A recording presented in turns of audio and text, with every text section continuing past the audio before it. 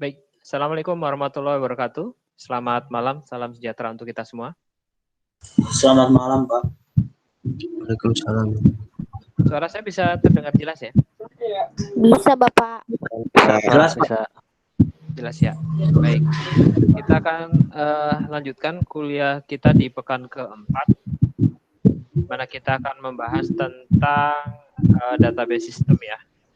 Setelah sebelumnya kita membahas tentang dasar-dasar sistem informasi, kemudian membahas tentang keterkaitannya dengan hardware, kemudian kemarin kita bahas tentang software, dan yang saat ini kita akan bahas tentang database system.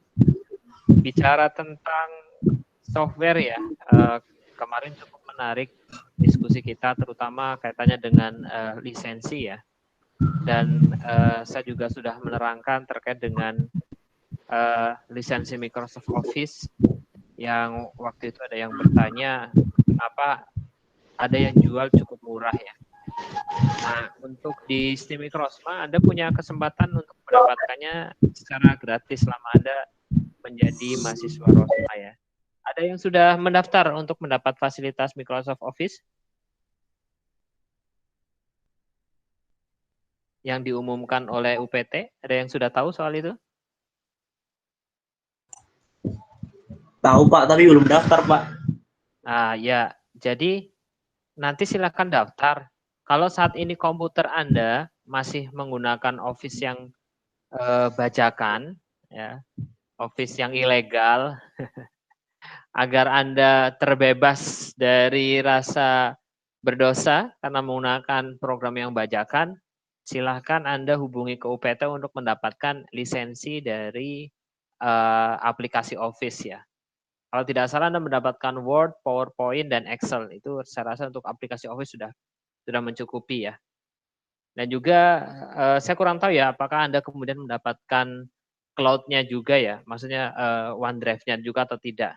Tapi setahu saya yang paling minim Anda mendapatkan 3 aplikasi tadi. Silakan hubungi ke UPT ya.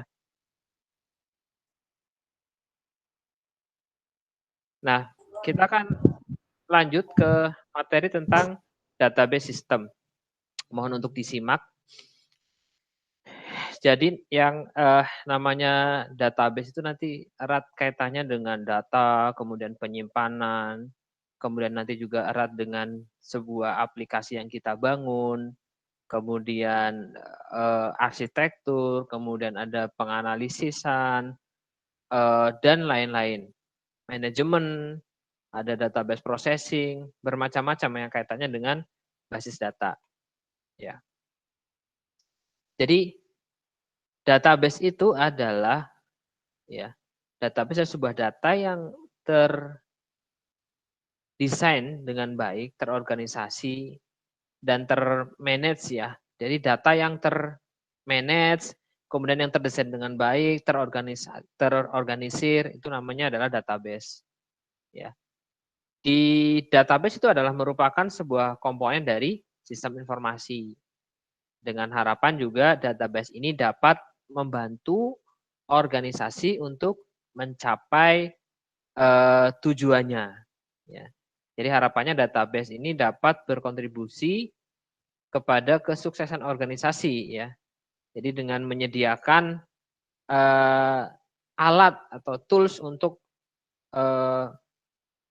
membuat keputusan ya bagi para manajer, bagi para user yang ada di dalamnya, yang cepat, akurat, kemudian informasinya yang relevan. Nah, pengertian berikutnya adalah tentang Database Management System atau DBMS. Jadi DBMS itu kurang lebihnya adalah program yang digunakan untuk mengakses dan memanage sebuah database, ya, dan menyediakan antarmuka antara database dengan user atau dengan aplikasi yang lainnya. Dan di DBMS itu kita bisa melakukan manajemen, kemudian bisa melakukan kontrol, dan lain-lain. Ya. Kita kemarin sudah sampaikan ya terkait dengan software, kita kan ada sistem software, ada application software. kita juga sudah menerangkan untuk yang application software adalah salah satunya ada SQL Server, kemudian ada Microsoft Access, ada MySQL. Itu adalah contoh-contoh dari database management system. Nanti akan saya coba demokan database management system seperti apa yang digunakan untuk apa. Oke. Lanjut. Ini hierarki dari data ya, kaitannya hierarki dari data. Jadi data itu secara umum di organisasi dalam sebuah hierarki yang dimulai dari bagian-bagian terkecil dari data yang digunakan oleh komputer. Ya. Di komputer namanya bit ya. Diproses dari awal hingga kemudian menghasilkan sebuah database. Jadi kalau boleh diterangkan hierarki awalnya ya dari data yang sifatnya sangat kecil ya, namanya bit ya. Ini kemudian setelah itu di dalam bit ini kumpulannya akan menjadi field ya. Field itu bisa misalkan nama, kemudian nomor induk, kemudian alamat. Nah, kumpulan dari field, nama, nomor induk, dan lain sebagainya, maka kemudian dia akan menjadi namanya record. Ya, record. Recordnya adalah contohnya record untuk sebuah data pekerja misalkan. Ada nomor kodenya pekerja, kemudian ada nama pertama, nama terakhir, kemudian kapan dia masuk kerja. Ini namanya satu record. Ya, di database seperti itu. Nah, kumpulan dari record itu namanya adalah file. Ya, file. File ini di dalamnya contoh misalkan kategori namanya personal file. Di dalam personal file itu ada data-data record dari misalkan nama karyawan ya. Record-recordnya. Kalau record itu hanya satu, kalau files itu kumpul daripada record. Nah, database itu merupakan kumpulan dari files. Misalkan ada database itu di dalamnya ada personal file, kemudian ada department file, ada payroll file. Kemudian contoh misalkan ya, yang department file, di dalam department file itu ada misalkan nomor kode departemen, nama departemen. Jadi recordnya nanti adalah nama kode departemen, nama departemen. Kemudian fieldnya adalah yaitu field 1, contohnya misalnya adalah kode departemen. Field keduanya adalah nama departemen dan seterusnya. Oke. Nah, kita akan bicara tentang entity, atribut, kemudian primary key. Nah, entity atau entitas adalah bisa orang, bisa tempat, atau sesuatu di mana data itu dikumpulkan, disimpan, dan di-maintain. Ya. Contohnya misalkan di sebuah karyawan itu ada entitinya karyawan, kemudian ada entity produk, ada entity namanya customer, ya, dan beberapa entitas-entitas yang membentuk sebuah yang ada di organisasi. Ya. Kemudian berikutnya adalah atribut. Ya. Atribut ini adalah karakteristik dari setiap entity. Contoh misalkan ya, ada entitas pekerja, maka di dalam entitas pekerja itu ada nama pekerja, nama kemudian kode pekerja, nama pertama, nama kedua, nama terakhir ya, nama pertama, nama terakhir. Kalau di kita ada enggak ya nama pertama, nama terakhir? Kalau orang tua kita kayaknya sih namanya cuma satu ya. Tapi kalau yang sekarang anak-anak milenial sepertinya sih sudah ada nama pertama, kemudian nama awal, nama akhir ya. Biasanya ada lebih dari 2, kadang malah ada yang namanya bisa 4. Ya. Kapan dia masuk, misalkan kan karyawan tadi kita bicaranya, kemudian dia masuk ke departemen number yang mana, itu namanya atribut. Kemudian ada yang namanya primary key. primary key di dalam sebuah database adalah field yang sifatnya unik, ya, unik, identik, tidak ada record yang memiliki primary key yang sama, ya, atau field tersebut primary key-nya harus berbeda. Contoh misalkan di sini employee, nah employee itu bisa jadi primary key, ya, makanya dikatakan bahwa ini adalah key field, key field, ya, pasti unik. Kenapa harus unik? Ini yang akan kemudian membedakan record satu dengan record yang lain. Makanya kita perlu menentukan primary key-nya. Kalau last name atau nama terakhir dan first name bisa nggak jadi primary key? Tidak bisa. Kenapa? Karena bisa jadi dalam sebuah entitas, ya, dalam sebuah entitas itu memiliki nama yang sama. Contoh nama apa ya, sama first name Muhammad. Bisa jadi ada 100, bisa jadi ada berapa puluh nama yang itu, sehingga tidak bisa dijadikan primary key. Karena primary key ini nanti digunakan di database sebagai pengidentifikasian dari setiap record. Ya. Ada kuncinya di sana. Ini nanti sangat penting sekali nanti ketika apalagi Anda belajar secara spesifik terhadap database.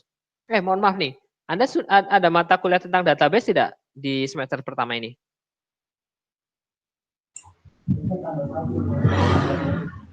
Belum, Pak. Belum ya? Ya belum, Pak. Oke, nanti pasti ya, nanti Anda akan mendapatkan mata kuliah itu, insya Allah. Oke. Kita lanjut. Nah, ini ada namanya database approach, ya. Bentar.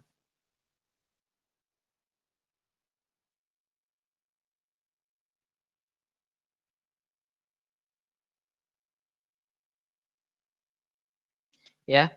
Jadi pendekatan dalam database, ya.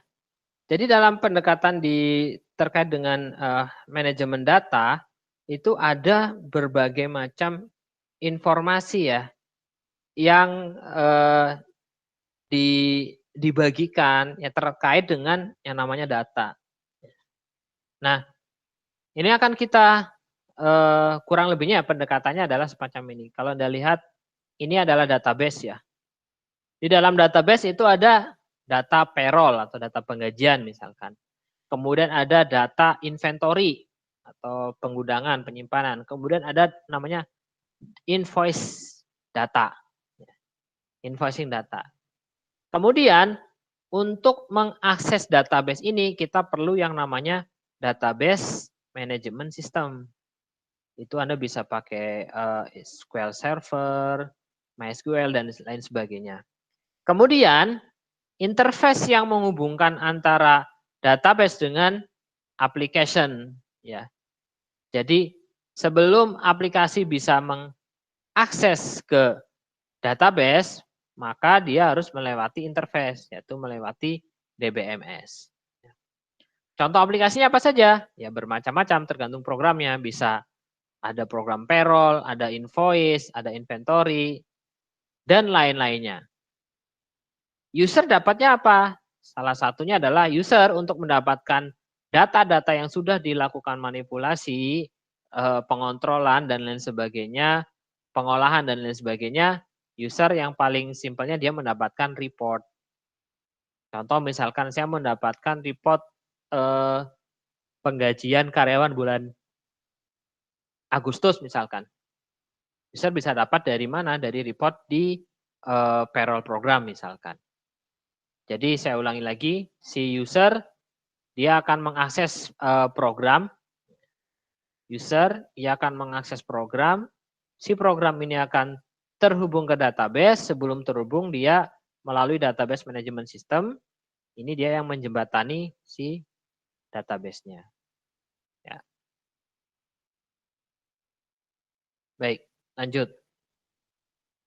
Data modeling dan database karakteristik, ya. Kalau tadi adalah kaitannya dengan dasar-dasar yang kaitannya dengan data. Sekarang kita akan bicara sebuah data modeling dan database karakteristik. Jadi bagaimana kita memodelkan sebuah data ya untuk kemudian kita jadikan sebuah database. Nah, dalam membangun sebuah database, jadi sebuah organisasi itu harus berhati-hati ya dan harus mempertimbangkan beberapa hal. Yang pertama, kaitannya dengan konten atau isi. Isi ini adalah data apa saja yang kemudian harus diambil dan apakah kemudian biayanya bagaimana ya kontennya. Kemudian berikutnya adalah akses.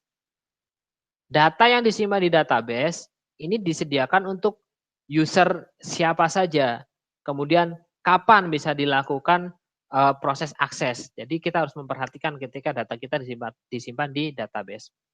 Kemudian ada logical structure. Jadi bagaimana kemudian si data disusun sehingga sesuai dengan yang diberikan kepada user. Namanya logical structure. Kemudian ada physical organization. Jadi secara fisik ini artinya adalah di mana seharusnya si data secara fisik itu dilokasikan atau maksudnya ditempatkan ya. Contohnya di ruang server kah atau misalkan ditempatkan di cloud kah dan lain-lain. Archiving ya. Pengarsipan ya, archiving. Jadi kalau misalkan data sudah disimpan, ini simpannya datanya berapa lama? Kenapa harus demikian? Karena memang kita memiliki limitasi atau keterbatasan terkait dengan penyimpanan ya. Penyimpanan di sebuah server itu akan berbeda-beda. Jadi kita butuh yang namanya archiving sehingga data tersebut nantinya tidak membebani transaksi dan juga tidak membebani sistem ya. Kalau semakin banyak data ketika misalkan kita search ya sama halnya logikanya adalah ketika Anda punya lemari nih. Lemari ini berisi dokumen selama 5 tahun.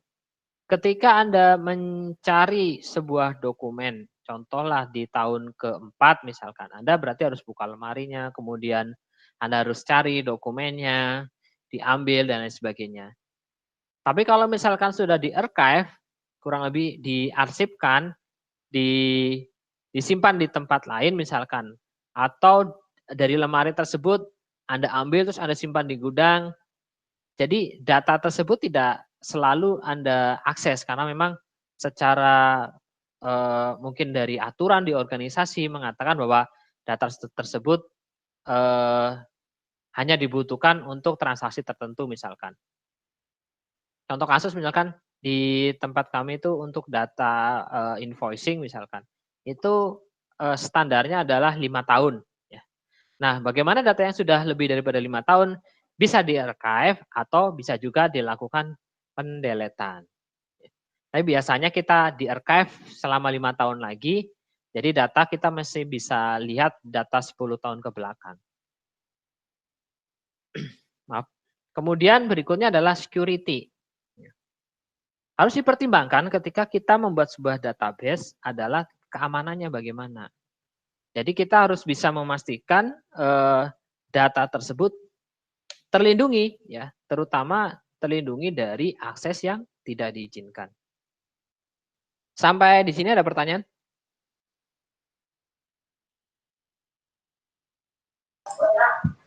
Pak, izin bertanya, Pak. Silakan. Pak, berarti apa SAP itu termasuk ke dalam database juga ya, Pak? Begini, SAP itu adalah termasuk ke kategori application software ya. Ya, application software. SAP adalah application software untuk lebih dikenalnya untuk ERP, Enterprise Resource Planning. Dan mereka punya produk database sebetulnya juga, ada namanya SAP HANA. Jadi dan punya database management system terkait dengan itu. Pun demikian di awal-awal juga Saya sih belum pernah konfigurasi ya, tapi setahu saya si SQL sendiri punya database sendiri, atau beberapa aplikasi yang lain itu diintegrasikan dengan database-database di luar si aplikasi. Tapi kalau SAP dikatakan aplikasi SAP adalah program untuk database, secara spesifik sih tidak. Secara spesifik dia digunakan memang untuk ERP atau Enterprise Resource Planning. Yang paling sering dipakai untuk transaksi keuangan. Di payroll-nya juga ada, kemudian SM-nya juga ada, tergantung Anda memiliki budget berapa. Karena memang harganya lumayan mahal. Demikian kurang lebih jawabannya. Oh, Pak. Berarti dia lebih, maksudnya tetap menerapkan sistem database, tapi dia lebih mengarah ke aplikasi, ya, Pak? Iya, dia punya database manajemen sistem sendiri ada. Tapi secara core jualannya dia adalah aplikasi sebetulnya, aplikasi untuk melakukan transaksi, contohnya misalnya penggajian, terus transaksi pembuatan purchase request atau pembuatan voucher dan lain sebagainya, seperti itu. Tapi untuk di apa? Di raw material juga, di planning juga ada Pak? Ada, karena ERP itu luas ya, Enterprise Resource Planning itu dari mulai hulu ke hilir. Jadi dari mulai kalau sebelumnya kan saya sudah pernah menjelaskan, kalau tidak salah kaitannya dengan namanya value chain ya. Di value chain itu kan ada primary activity, ada secondary activity.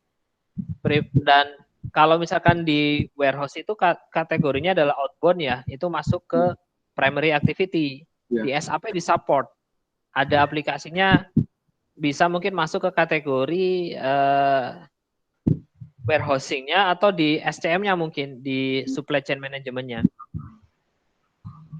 Oke Pak. Makasih Pak. Oke. Baik, kita lanjutkan. Kita bicara tentang di data modeling ya. Jadi ketika misalkan kita menyusun sebuah database, maka yang menjadi pertimbangan itu adalah data apa saja yang akan dikolek, kemudian sumber datanya itu akan seperti apa, kemudian siapa yang diberikan hak akses, kemudian siapa yang mungkin akan menggunakan itu, kemudian bagaimana memonitor performance si database. Contoh misalkan ya, kita yang mungkin Anda pernah dengar, contohnya adalah software akuntansi ya. Selain yang SAP ada namanya Zahir Accounting ya. Ini Zahir Accounting, dia database-nya menggunakan database SQL Server ya, SQL Server, bisa dihubungkan ke SQL Server. Nah, kita bisa melakukan monitoring melalui SQL Server ya, terkait dengan data bagaimana, yang akses bagaimana, dan lain sebagainya. Kemudian kita bisa melakukan proses backup database. Jadi suatu ketika misalkan ada kerusakan data, kita bisa restore. Jadi bisa melalui dua cara ya, langsung ke DBMS-nya, ke database management sistemnya, atau kita lakukan rutin program di aplikasinya.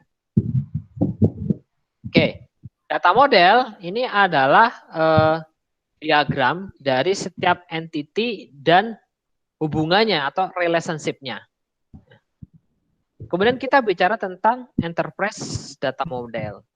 Kalau untuk enterprise data model ini adalah bagaimana kemudian untuk menganalisa data dan informasi yang dibutuhkan untuk keseluruhan organisasi dan menyediakan namanya apa ya, roadmap untuk membangun sebuah database dan membangun sebuah sistem informasi. Dengan cara apa? Dengan cara membuat definisi-definisi dan format daripada data yang kemudian dapat meyakinkan compatibility-nya atau kemampuannya ya, keterkaitannya dengan nanti integrasi data di dalam sebuah sistem. Jadi perlu dibuat enterprise data modelnya. Tadi yang saya sampaikan ya, misalkan SAP. Kalau misalkan kita di dalam sebuah perusahaan itu pure menggunakan SAP, dari hulu sampai hilir, maka kita tidak dipusingkan dengan masalah integrasi biasanya. Tapi biasanya di dalam sebuah perusahaan, apalagi yang tidak termanage dengan baik IT-nya, maka contoh misalkan di bagian HR misalkan, di bagian karyawan, oh dia pakai aplikasi dari misalkan dari Sunfish misalkan, atau dari Orange ya, atau kemudian bermacam-macam aplikasinya. Kemudian di accounting, oh dia pakai aplikasi Zahir Accounting untuk melakukan pengelolaan Zahir. Zahir punya database-nya sendiri. Kemudian si tadi Sunfish misalkan ya aplikasi untuk penggajian, kemudian absensi dan lain sebagainya, itu punya database sendiri. Balik lagi ke gudang, punya aplikasi supply chain manajemennya sendiri, database-nya sendiri. Kemudian yang kaitannya dengan customer, ada customer relationship management ya, untuk para sales, untuk para marketing, untuk memanage pelanggan, dia punya database sendiri. Bayangkan berarti tadi ada sekitar 5 database ya. Dan bisa terintegrasi sangat mungkin ya ketika misalkan, contoh misalkan dia pakai platform database management system yang sama misalkan. Tapi bayangkan kalau misalkan tidak menggunakan platform yang sama, itu akan sulit sekali. Kemudian apakah penting ya? Apakah penting sebuah integrasi data? Sangat penting. Bayangkan contoh misalkan Anda pengguna aplikasi di bagian gudang misalkan.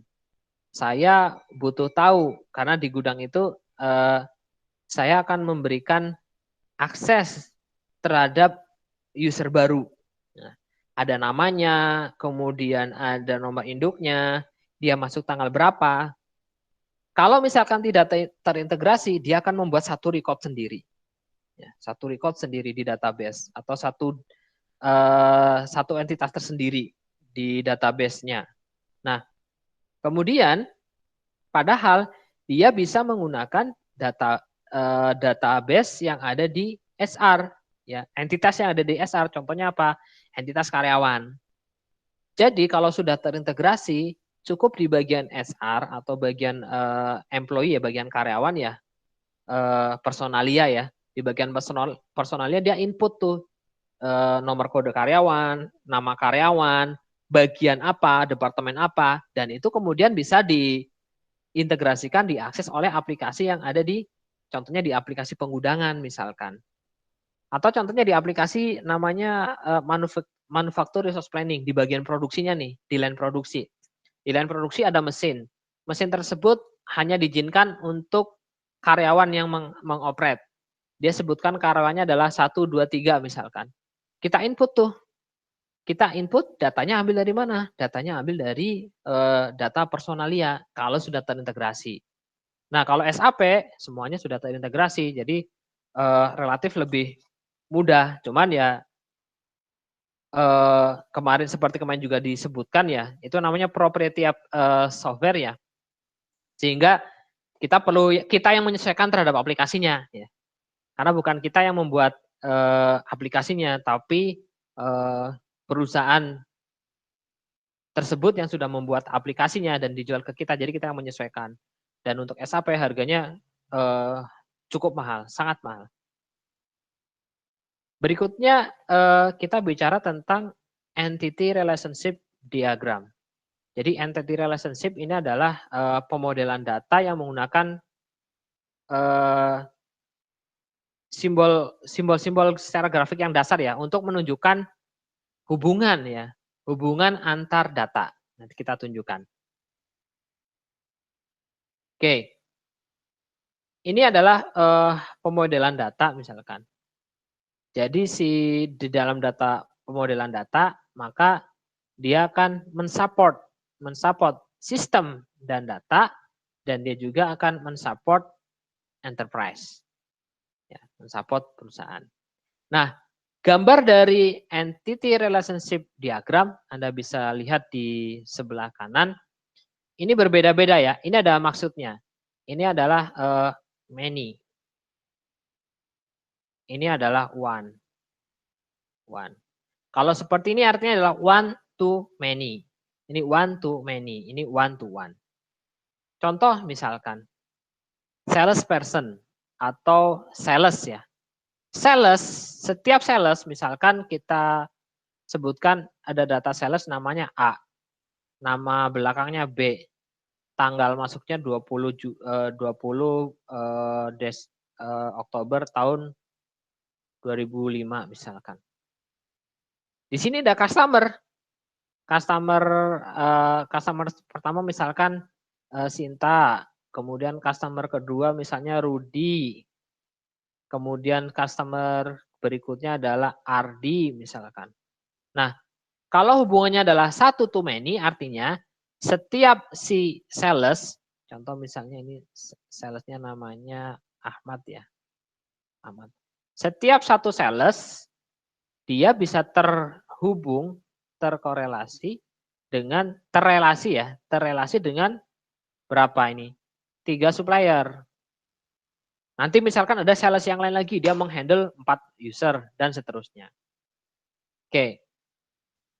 Customer ya. Customer dia juga berhubungan one to many dengan order. Karena apa? Berarti setiap karyawan ya, setiap customer dia boleh melakukan order ya. Melakukan order lebih daripada satu. Amin itu order A, kemudian order B. Ya. Itu namanya adalah one to many lagi. Ya. Dari sini kemudian one to many lagi ke setiap order itu boleh ada dalam satu nomor order misalkan ya. Bisa terdiri dari beberapa jenis barang misalkan. Ini ada orderan A, misalnya barang satu namanya A. Kemudian line kedua yang diorder B. Line ketiga itu namanya C. Nah, ini namanya adalah one to many. Nah, sekarang Anda lihat. Dari line item, dia ada many to one. Nah, ini menerjemahkannya apa? Ya namanya satu line ini dia harus satu produk. Berarti dia hanya boleh satu. Contoh ini namanya pensil misalkan. Terus yang B namanya bolpen. Yang C namanya kertas. Ini adalah penggambaran sebuah entity relationship diagram. Ada pertanyaan terkait dengan entity relationship diagram? Ini Anda akan secara praktek akan ada di mata kuliah database ya. Nanti Anda akan praktekkan. Ini saya hanya memberikan kejelasan atau memberikan gambaran dasar. Karena memang mata kuliah kita adalah fundamental information system. Ya. Fundamental of information system ya, voice. Jadi ini dasar-dasarnya kita berikan kepada Anda, nanti Anda yang akan mengembangkan di mata kuliah berikutnya. Baik, lanjut. Oke. Ini secara gambarannya ya. Jadi di relational database model ya. Itu data-data itu dilakukan manipulasi, di dalamnya ada selecting ya. Selecting itu adalah melakukan seleksi ya, seleksi data untuk kemudian bisa kita mengeliminate ya atau menghilangkan misalkan baris ya, baris yang sesuai dengan data yang sudah ditunjuk. Misalkan saya men-select record ke 100 misalkan, saya select record ke sekian, saya akan lakukan delete, saya lakukan update dan seterusnya. Projecting. Kalau projecting adalah memanipulasi data ke dalam kolom-kolom ya di dalam tabel. Kemudian ada joining. Joining itu adalah setiap data tabel itu bisa dilakukan proses kombinasi. Dua atau lebih dari tabel ya. Dua atau lebih tabel. Tadi Anda ingat, jadi ada field, kemudian ada record. Di record kemudian ada kumpulannya adalah file atau tabel ya. Kemudian di atas kumpulan tabel-tabel itu adalah database. Ada linking ya. Linking adalah kemampuan untuk mengkombinasikan dua atau lebih tabel melalui data yang sifatnya common atau sama ya. Common data atribut ya, atribut yang sama ya. Yang common ya.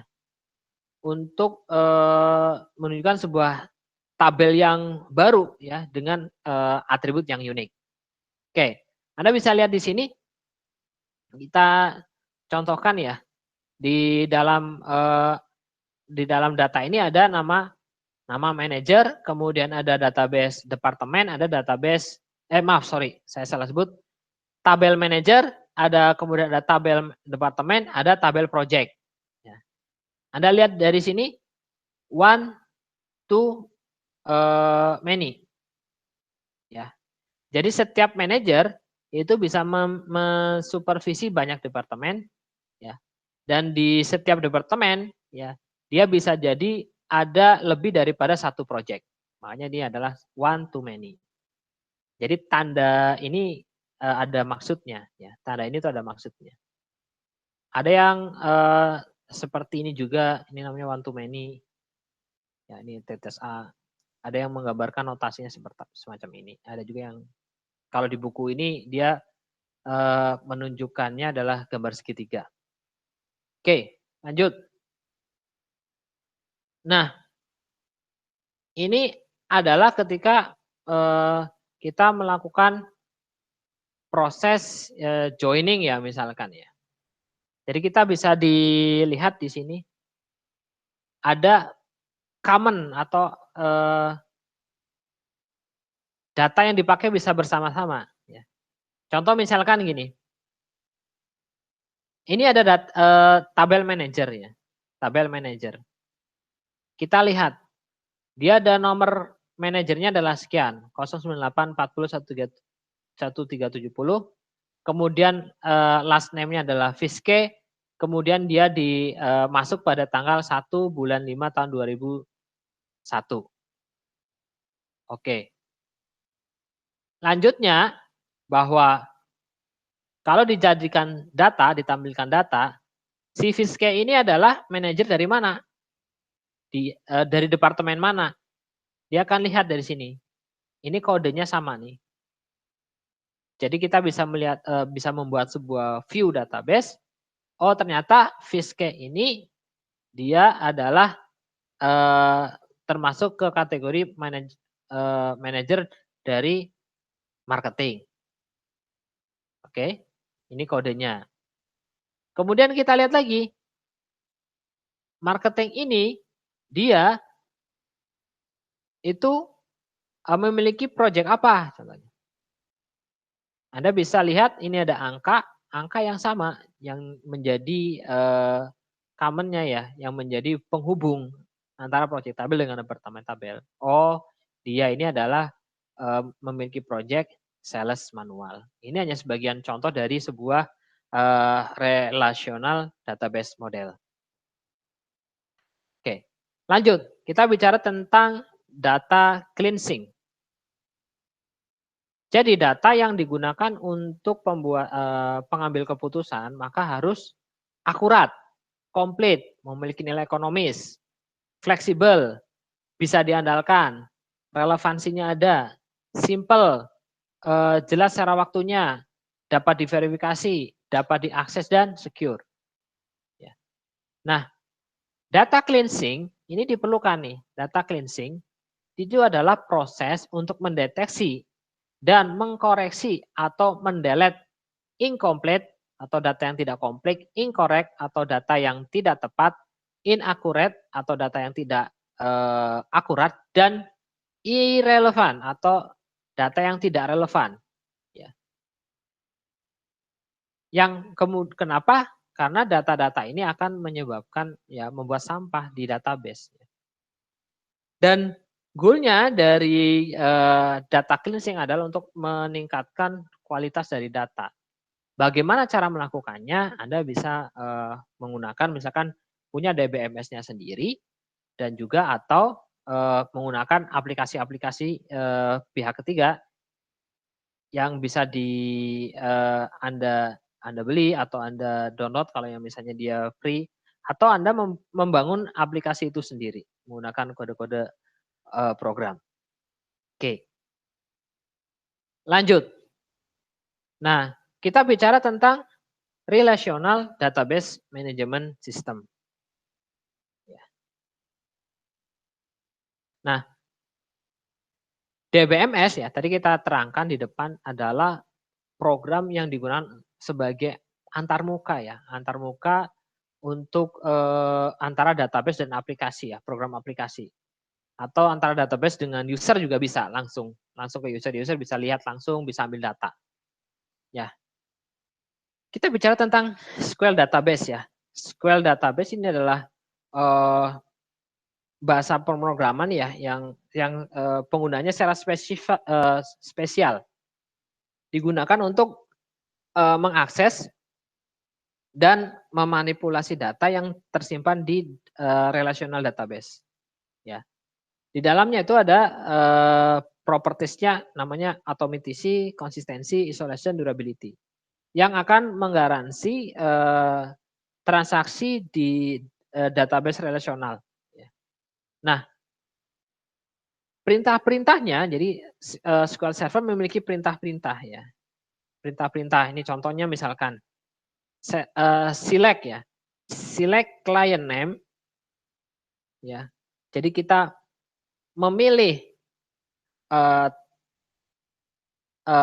field nama klien, kemudian field hutang, from itu adalah dari, klien itu adalah nama tabelnya, where adalah di mana dia memiliki tagihan lebih dari 1.000. Ya. Jadi kita bisa lakukan SQL comment, kemudian kita akan mendapatkan data yang dibutuhkan.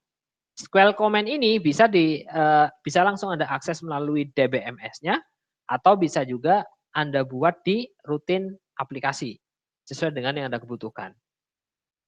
Oke. Yang lain adalah ini contoh untuk join ya. Tadi kita ceritakan si join. Ya. Artinya Anda lihat di kuncinya di sini where field yang dimana klien atau di tabel klien ya.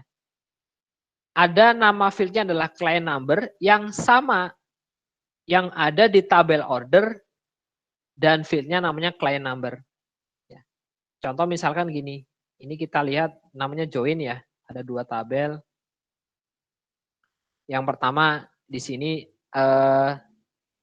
nama tabelnya adalah client.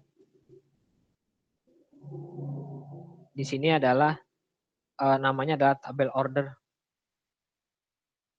Dia salah satu fieldnya, ya salah satu fieldnya ada namanya client number. Di sini adalah client number. Ada nomornya, ini nomor 1, nomor 2, nomor 3 misalkan. Ini bisa karena setiap, misalkan contohnya setiap klien bisa order lebih daripada 1. Berarti di sini akan ada klien numbernya ada 1, kemudian 2 misalkan karena yang nomor 2 dia hanya order 1, nomor 3 order 3, berarti di sini ada 3 record. Ini namanya berarti secara relasional dia adalah one to many. Ini hanya sebagai contoh saja. Oke. Aktivitas dalam database atau di DBMS. Di database ya, itu ada yang namanya skema ya. Skema adalah dia untuk mendeskripsikan logical dan physical struktur dari database ya. Nah, Anda harus ingat di DBMS itu ada namanya data definition language. Data definition language adalah kumpulan dari perintah atau komen yang digunakan untuk mendefinisikan dan mendeskripsikan data dan relationship-nya di dalam sebuah database. Yaitu namanya data definition language. Dia bisa ngelihat skemanya apa, kemudian namanya apa, siapa yang membuat, tanggalnya berapa, record-nya, kemudian location mode-nya, dan lain-lainnya. Ya, itu namanya data definition language. Kemudian kita bicara tentang data dictionary. Kalau data dictionary adalah detail deskripsi dari semua data yang digunakan dalam database. Jadi kita bisa tahu data dictionary-nya itu di sebuah database. Contoh misalkan kita punya database, di database itu kapan dibuatnya, kemudian misalkan di approve-nya kapan, dan seterusnya. Ini adalah kamus data ya.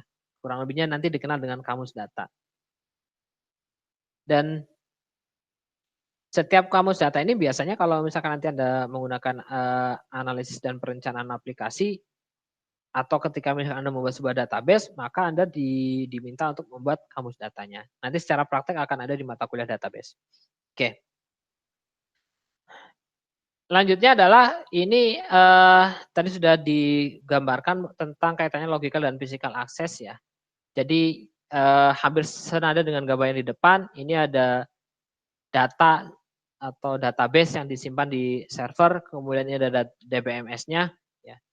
DBMS-nya bisa SQL Server, bisa MySQL dan lain sebagainya. Kemudian dia bisa diakses oleh aplikasi program, software-software yang lain, atau misalkan dengan management inquiries. Jadi DBMS ini untuk mengakses data itu bisa dilakukan secara concurrent atau bisa secara bersamaan. Ya, namanya metodenya adalah concurrency control. Concurrent jadi dia bisa ya melakukan pengaturan bahwa sebuah data itu diakses secara bersamaan oleh lebih daripada satu aplikasi. Oke, ini adalah contoh dari gambaran database. Ada kalau misalkan tadi ada data definition language, sekarang itu adalah data manipulation language (DML).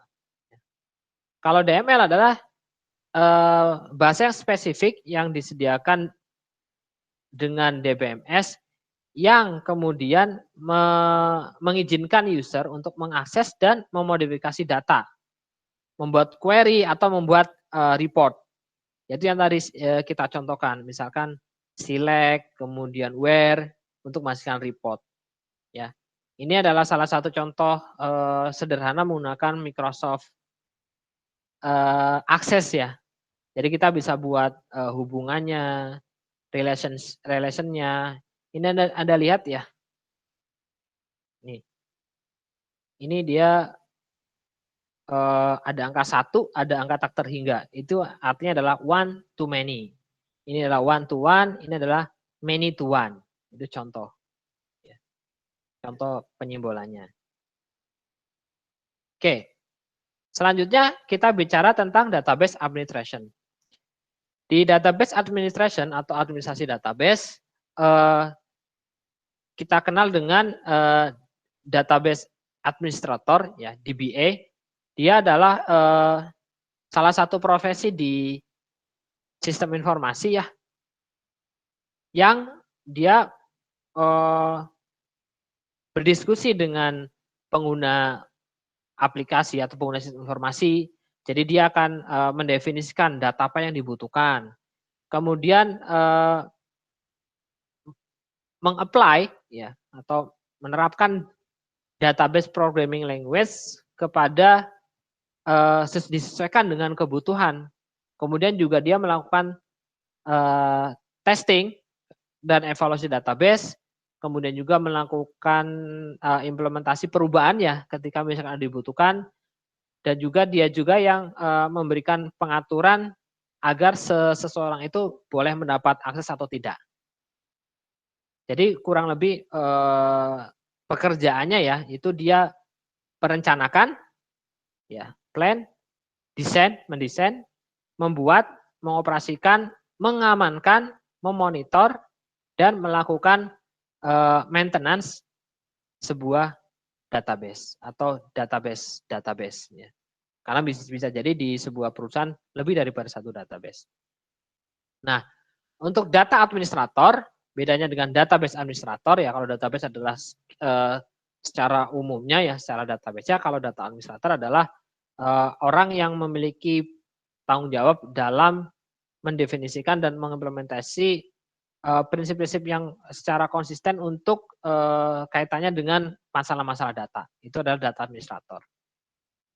Oke, ini adalah nama-nama database management system yang populer. Yang open source itu ada yang sangat terkenal dan sangat dipakai ya. Itu ada MySQL, ya. Ada juga MariaDB, PostgreSQL, SQLite, ada CostDB. Saya sendiri menggunakan MySQL ya.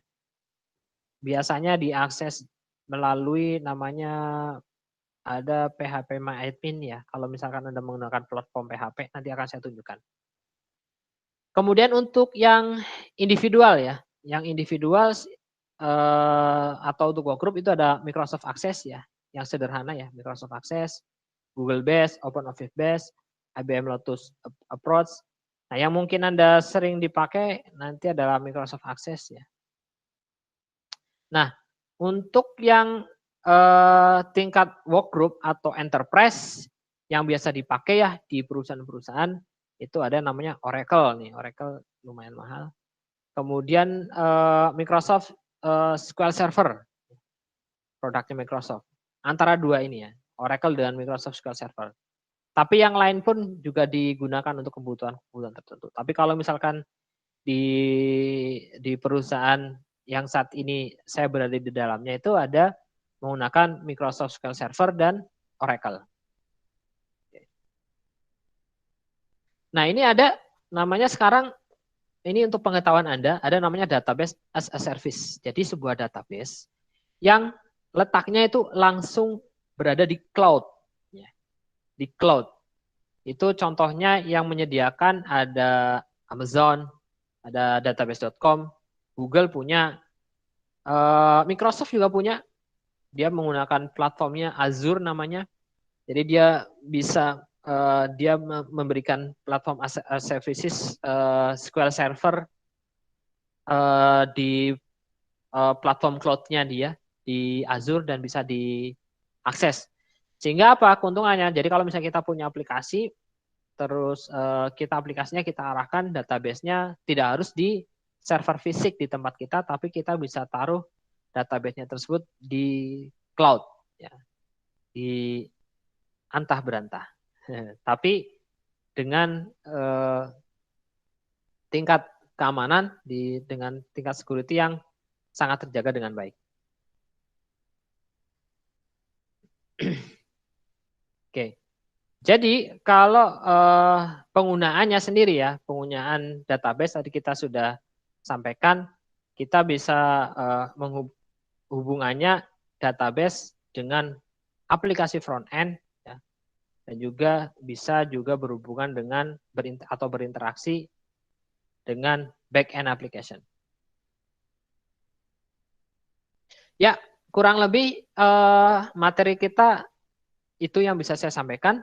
Tadi saya akan memberikan contoh sebuah database ya yang bisa diakses.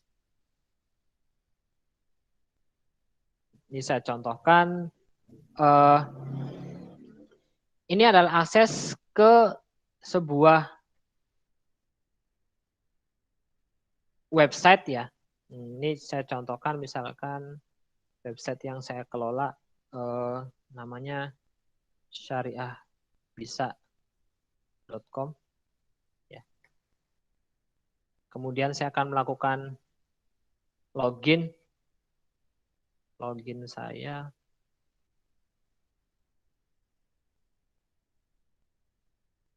Ya.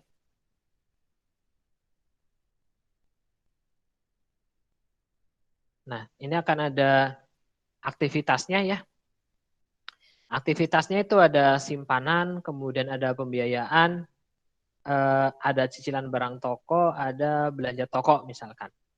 Kita bicara tentang simpanan misalkan. Anda bisa dilihat sini simpanan wajib khususnya 9.031.667. Ini adalah websitenya atau aplikasinya mengakses database. Database-nya ada di mana? Database-nya saya menggunakan MySQL ya. MySQL database ya. Ini adalah contoh untuk ketika saya membuat database, media database atau data definition language ya. Nah, untuk mengakses data DML-nya ya, itu menggunakan DBMS aplikasinya namanya phpMyAdmin. Nah, aktivitas di dalam sini ini terhubung dengan database simpanan. Nah, Anda lihat ini ada database simpanan. Ya. Ini isi database-nya. Nah, kemudian kita bisa mengakses baik melalui aplikasi atau langsung. Kalau langsung, kita menggunakan perintah. Ya. Menggunakan perintah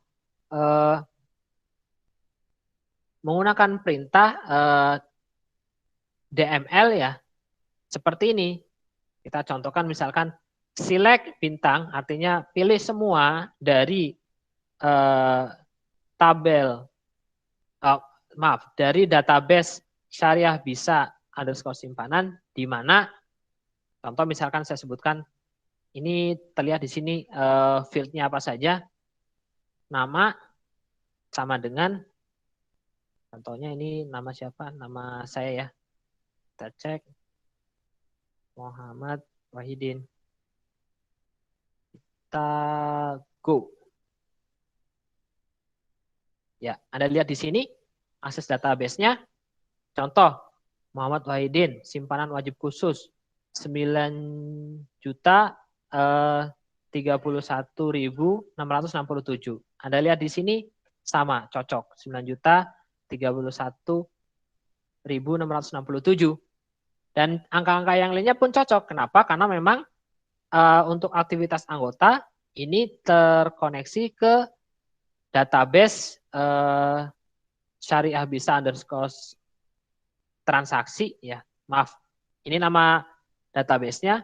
Di dalamnya itu ada beberapa tabel ya. Sorry mungkin nanti tadi saya salah sebut. Ini nama database-nya adalah transaksi. Tabel-tabelnya ada barang toko, pinjaman anggota, pinjaman barang, terus simpanan. Nah, untuk aktivitas anggota dalam kaitannya dengan simpanan ini, dia ada di tabel simpanan. Sehingga ketika misalkan kita buat sebuah query untuk mengakses database dan ditampilkan di aplikasi atau di website, ini caranya seperti itu. Jadi itu adalah kegunaan database. Terpisah antara si aplikasi mengakses si database-nya. Itu yang bisa saya contohkan. Barangkali ada pertanyaan, silakan terkait dengan ini.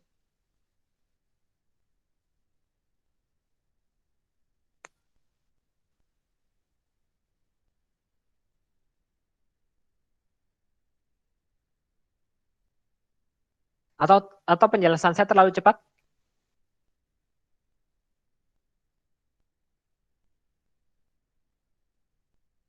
Halo?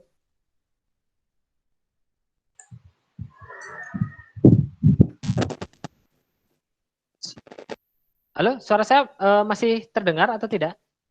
Terdengar kok, Pak. Masih, Pak. Oke. Baik, ada pertanyaan kaitannya dengan database? Atau Anda masih bingung? Atau bagaimana?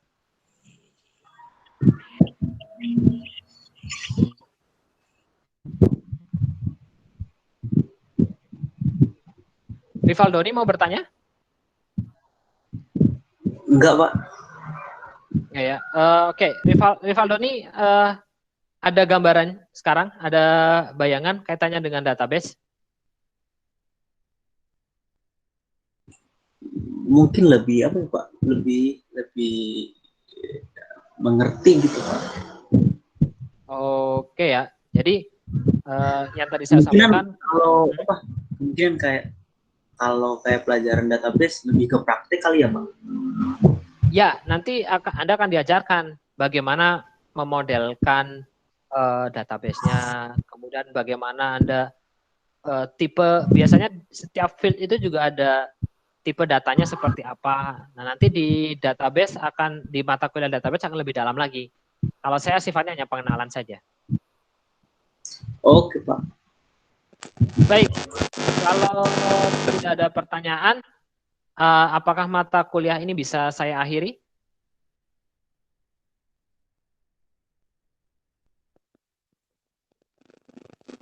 Bisa, Pak. Bisa. Saya mohon maaf karena tidak ada apa. Saya belum mempersiapkan kuis lagi untuk Anda ya. Kuis berhadiahnya belum bisa saya buat malam ini. Saya mohon maaf.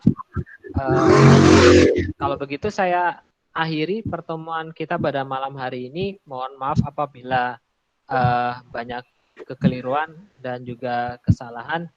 Billahi taufiq wal hidayah. Assalamualaikum warahmatullahi wabarakatuh. Selamat malam. Waalaikumsalam. Kembali Pak, terima kasih atas ilmunya.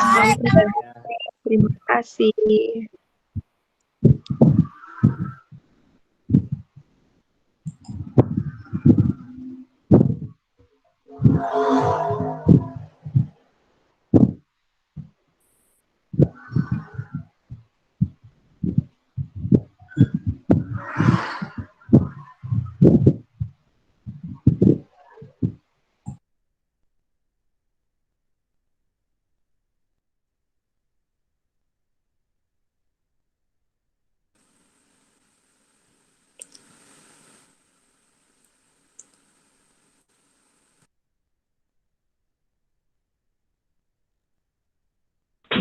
Bye.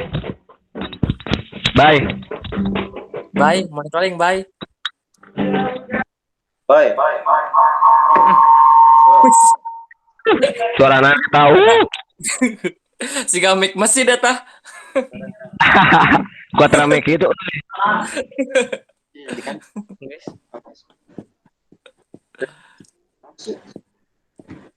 Halo.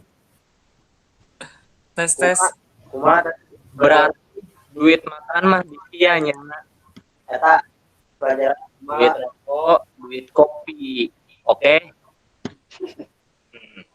pelajaran kita Liur seorang bisa. Ya, Naon kau? Ngerti Tarik itu, Wak. itu sarana Gua ngerti tuh, Wak. orang ngelatih sih bunda. Urang mah teu kabayang euy eta kumaha teh tengah. Kuduna sambil praktek. Pelajaran ini orang. Cuma iya eta Reza. Buat Gedeng deui makaning UTS ya. Sudah. Presentasi si bapak presentasi nanti Inggris juga. Kunaon? Eta PowerPoint Inggris kan teh udah ada macam tuh nggak di depan tuh. Kurang pakai kota. Kacau.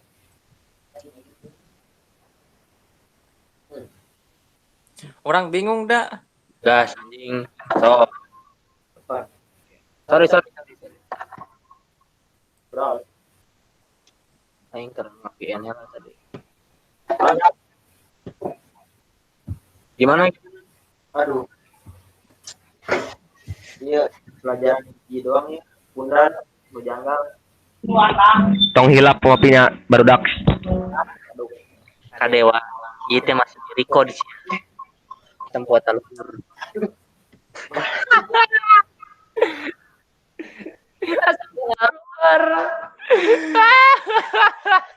Neng goblok.